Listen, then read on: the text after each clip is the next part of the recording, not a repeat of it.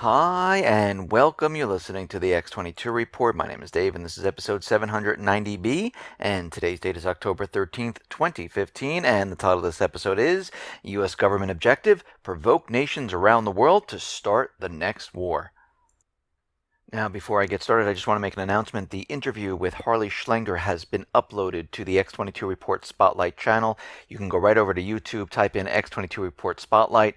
It will bring you right to the video, or you can come over to the x22report.com site, scroll down a little bit, look over to your right, you'll see the interview right there. Let's get into the economic collapse, political and geopolitical news. Now, the Dutch report on the MH17 crash came out today. What's very interesting about this, it's perfect timing because we see Russia in Syria destroying the proxy army for the United States government. And all of a sudden, the report appeared. Now, of course, it's all over the corporate media. The U.S. government is out there saying, look at the new report that just came out. And it's just very interesting that it came out now, and the timing is just unbelievable. Why? Because they're pushing propaganda. Now, if you read this very closely, they're making it seem like it was Russia's fault. Because they're saying that the airline was taken down by a Buk warhead, which was designed and created by Russia. But when you really read into it, they're not saying who did it. They're saying what inanimate object brought it down. And it's an older Buk missile system, which Kiev owned and operated. But they don't mention this, and this is not what the report was about. The Dutch Safety Board basically said that they're not going to determine who is responsible. They were just going to give evidence of what brought it down. But the corporate media, the U.S. government central bankers, wanted this release right now, and they wanted it to say Russian Buk system. So people in their heads believed it was Russia that brought it down. But why in the world, and we mentioned this and we discussed this many times, why in the world would the rebels shoot down this airline? We have to remember certain things here. Kiev directed the plane, told it where to fly, what altitude to fly at. We understand there were bullet holes on the side of the airliner. We understand there were fighter jets flying behind it. And we also understand that Putin's jet was flying in the area at the same time, and it looks very, very similar to the Malaysian airliner that was shot down. So what would the rebels gain by this? Pretty much nothing, because they're fighting for independence, and the world would look at them and say, they just shot down an airliner, why would they do this? What benefit would it give Ukraine for doing this? They could blame it on the rebels and say, see, they are terrorists. Look what they've just done. But there's many people out there thinking that they were really aiming for Putin and not the Malaysian airliner. So when we look at this, and there's a Russian defense company, Almaz Anti, did some experiments, and they're saying, yes, an old Buk model fired the missile, and basically it detonated right outside the airliner, right outside the cockpit. And they're saying the strike came from the Kiev side. Now, they handed this over to the Dutch investigators, but they rejected it. They didn't want to see it. And in the course of their experiment, it became absolutely evident that in the Malaysian Boeing that was down by a Buk missile system, it was done with an old Buk model which does not have double T iron strike elements. The outcome of the experiment was sent over to the Dutch investigators, and they did not want to take this into consideration. But of course, what we're seeing out in the corporate media, and of course they released this at this point in time, it's basically being used as propaganda right now. Now, out in Japan, we see that the Okinawa governor is saying, listen, you're not building the U.S. air base in our area. He revoked the approval for work needed to relocate the U.S. base. But the government of Japan said they're still proceeding with the plan. They don't care what the people say. So once again, the governments are not listening to the people, and they're doing what they want. Why are they pushing so hard to have this built? Why do they want a bigger air base where they can bring in more advanced weapons? Because they know eventually we will be getting into World War III. And they need this built. They need the advanced weapons in this location. Iran right now, the parliament just voted in favor of the nuclear deal with the world powers. And again, this is a cover story of what is really going on. Of course, they use this as saying, yes, we'll only create this much uranium. We'll allow inspectors in. But behind all of this, it's really about the U.S. getting into the country, setting up and controlling the central bank, and putting the oil on the U.S. dollar. Now that the deal has been approved by the lower house, it needs endorsement by the Guardian Council of the Constitution, consisting of clerics. Once the council approves the bill, it will then go into law. So right now, they still have another step to do. Other countries are getting ready to do business. The United States right now, not doing business with Iran whatsoever. Because we understand Congress is being pressured to stop the deal. And we're having bits of a problem here. Our government is basically taking orders from different entities at this time. The Obama administration is being controlled by corporations and central banks. Congress is being controlled by other foreign countries like Israel. And they're clashing at this time. Remember, we had warnings in Chad, in South Africa, in Libya about terrorism. Well, terrorism struck in Chad, and Russia condemns the series of terrorist attacks in Chad, which killed about 40 people and injured more than 50 citizens. The attacks came on October 10th. There were suicide bombers that blew themselves up. And of course, the U.S. is saying, we can bring in troops, we can help out here. And we know in every place in Africa or other places, we know once the U.S. gives a warning, we know their objective is to bring in troops, because we know that Russia and China are in these countries, helping the country build their infrastructure, helping them excavate natural resources, and the U.S. wants a piece of this. Instead of going in there economically, they're going in there with terrorism. And we see right now that the United States basically is a sponsor of terrorism around the globe. I mean, the State Department was trying to figure out how the Free Syrian Army got these Toyota trucks. And they were asking questions, they were questioning Toyota, and then we finally found out that these trucks were delivered to the Free Syrian Army, which really doesn't exist, and they were handed over right to the Islamic State and Al-Qaeda. And who gave them the trucks? The State Department. And we knew this already. But of course, when we mentioned it a while back, everyone said, hey, that's crazy. Why? That's ridiculous.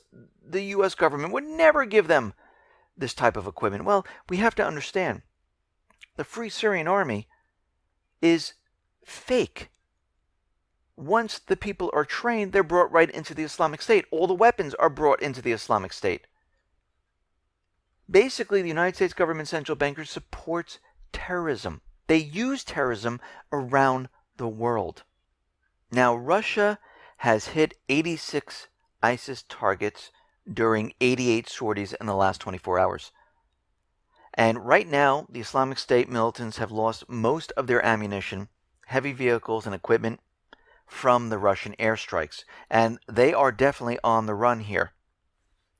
And what we're seeing is that they're finding that since they're looking for ammo and they have a huge shortage of arms and ammunition, they are retreating and fleeing from the area. Interceptions of radio talks between field commanders in the provinces of Hama and Homs show that the militants are experiencing a shortage of ammunition for small arms and grenade launchers. Some field commanders are advancing demands to their leaders that they will pull out all their groupings from the fighting areas unless ammunition is replenished. And out of the blue, the United States government central bankers flew in 50 tons of ammo and whatever else was in those crates, because we don't know this for sure, that it was just ammo. That's what has been reported, but I'm sure there's other weapons in the crates. Now, Putin is asking that these weapons and ammunition that's being delivered to the Free Syrian Army, they're most likely going to fall into the hands of the Islamic State. Putin is asking where the weapons Washington is still delivering are going to now.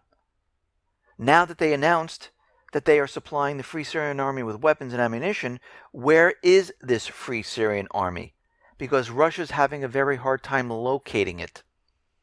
If they just unload and throw these arms and weapons and ammunition out of the airplanes, how can they guarantee that it's not going to fall into the hands of the Islamic State? Well, the thing is, that's where it's going. Period. That's it. It's not going to the Free Syrian Army because they do not exist. Well, how do we know the Free Syrian Army doesn't exist? Well, coming out of global research, we note that the FSA units were created about a half a year after the start of the Syrian war. Turkey supported the idea, and basically, the first FSA activity was noted in about 2011, when its leader, a former colonel of the Syrian army, made a statement about the creation of the FSA. And they went on until the colonel was injured in 2012 in a car accident and he lost his leg. After this event, the FSA's level of activity dropped to a very low level where they didn't even exist. In the end of 2012, the FSA went into liquidation. They broke up into separate units. These units were still fighting. Turkish intelligence services used them for their own purposes. In general, these units are based at Homs, Aleppo, and southern Syria. Actually, the southern front of the Free Syrian Army isn't part of the Free Syrian Army. That consists of tribal people living at the border of Syria and Jordan, and they fight only to defend their settlement zones. The 700 militants who surrendered to the Syrian government in Dara were members of the tribal militia. So the U.S. has never supplied arms and equipment to the FSA because it kind of fell apart and disappeared. 90% of the so-called Syrian rebels are terrorists, paid mercenaries. The moderates, they don't exist either. The whole thing is an illusion to make you believe there was a free Syrian army. The whole thing is made up of terrorists, which are paid mercenaries, and they call themselves the Islamic State. But when the people started to find out that the United States government was supplying weapons to Al-Qaeda, which is a terrorist organization, they made up the story. No, there's two things going on here. We have the Free Syrian Army that is made up of Al-Qaeda, and then we have the moderates. So we're just supplying the moderates. Well, it turns out the whole thing is an illusion. The whole thing is a terrorist organization. So we can see the U.S. is getting very nervous. Their entire proxy army is being destroyed. And they want to get back at Russia. So they're having the Islamic State forces shell the embassy, the Russian embassy in Syria, to show, look, we can hit you. And we see right now that the United States government central bankers, they're planning to hit Russia through terrorism. Now, Putin is scratching his head right now, trying to understand what the United States government central bankers are doing. Putin sees that the United States bombed and attacked the Aleppo power station and pretty much hit the power plant, transformers, and about 2.5 million Syrians lost power. And he's wondering, why have they done this? Whom have they punished there? What's the point? Nobody knows. And Putin is scratching his head. What are they up to? Well, I think they want to keep everything in the dark there. This is where the Islamic State pretty much is based, or as the United States would like to say, the Free Syrian Army. And I think they wanted all power out, so they're able to move around much easier at night. But he is scratching his head saying, what did they just hit right now? This makes no sense. All they did was hurt the people. They have no electric. Now, Russia is making a proposal. They're saying, listen, the United States, you handle Iraq. Russia will handle Syria.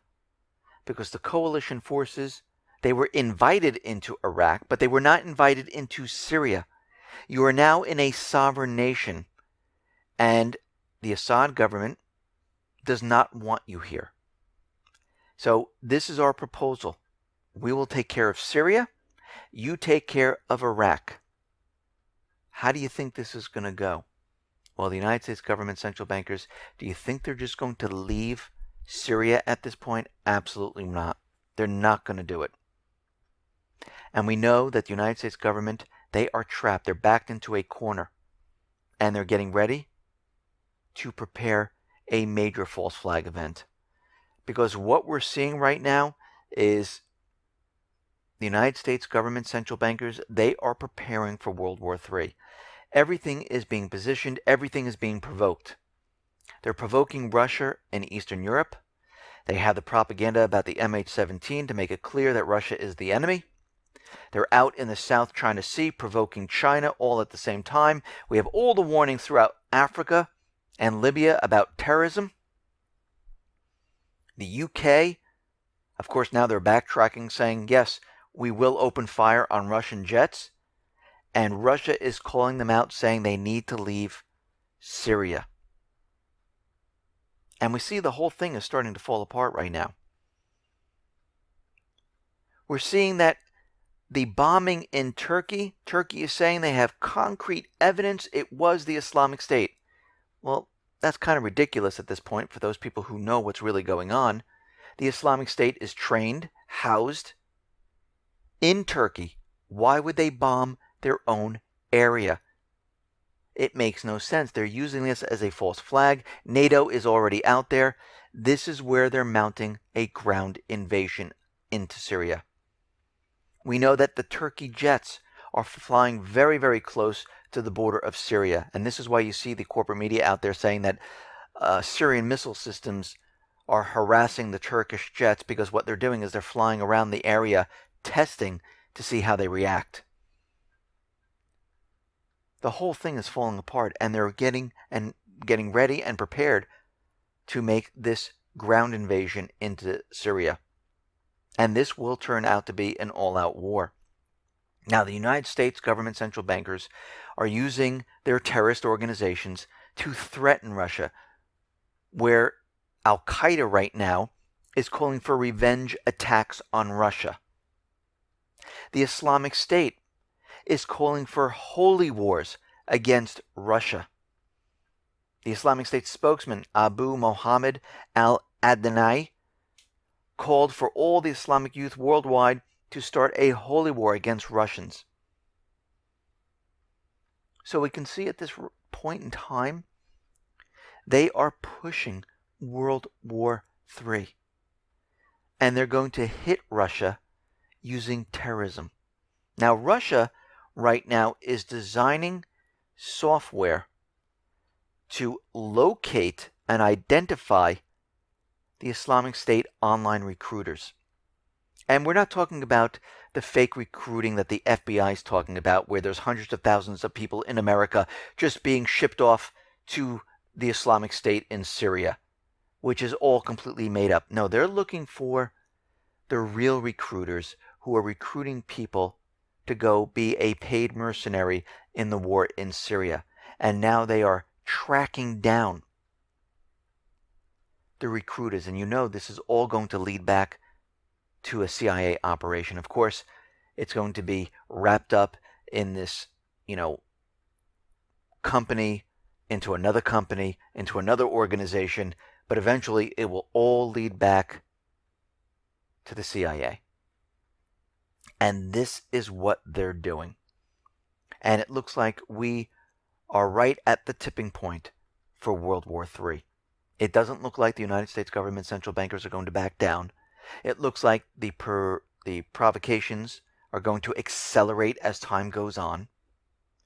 And they're going to be pushing for war because they know this collapse is coming. They know they have no alternative. They've been found out. All the evidence is coming out now that yes, there is no Free Syrian Army. Yes, we supported the Islamic State. Yes, we gave them Toyota trucks. Yes, we're dumping the ammunition for the Islamic State. Russia already knew this. The alternative media already knew this. The rest of America is just waking up to it. And the United States government, central bankers, and the corporate media are still trying to spin this. But we see they're just coming out now saying, yes, it is the CIA-backed rebels. So they're slowly starting to let it out because eventually they're trying to make it seem like it's okay that we're backing all of this. No, it's not. We're backing terrorism. We're going into countries and invading them and removing the elected government and taking over the country. I mean, think about it. The United States government central bankers invaded Yemen, took over the country, invaded Libya, Lebanon, Iraq. They're in Syria doing it now. They've done it in Ukraine. This is just like Germany in World War II. And from the other side, people are looking at this and all they're seeing is invasion after invasion. Think about all the refugees and the millions of people that have been killed in all these wars. We're already in World War III. The numbers already support it. We're just waiting for that big bang, and that is coming very, very soon. Listen, everyone, thanks a lot for listening. Be well, be safe, and especially be prepared. Thanks a lot.